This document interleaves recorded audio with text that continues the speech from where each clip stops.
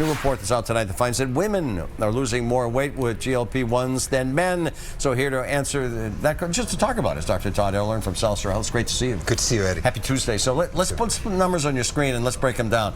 As you can see, 20,000 people taking GLP-1, such as Wegovy, for example, for weight loss.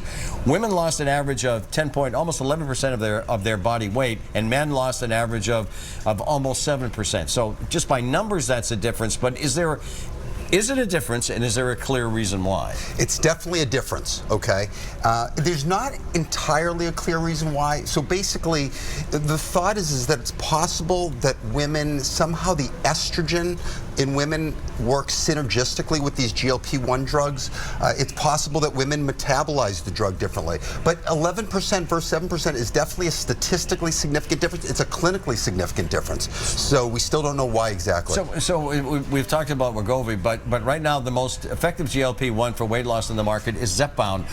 Was that drug part of this study as well? No, this was a meta-analysis that looked at a lot of different GLP-1s, but not Zepbound or Mounjaro, because those have a dual mechanism. So they excluded those. It means it works on different hormonal pathways, where the GLP-1s typically just work on one pathway. Gotcha. So in the meantime, what is your advice for men? Should they talk with their doctor about using something else if they want to lose weight that way? I want to be very clear.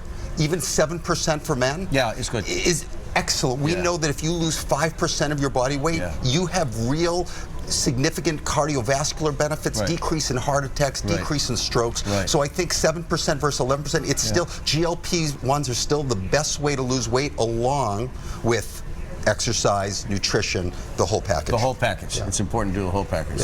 The one other thing I didn't say about the study is that it didn't matter age or baseline weight or control of diabetes. All of those had equal, sex was the only difference in the study. All right. So, Dr. T, thank you so much for that. Shannon, over to you.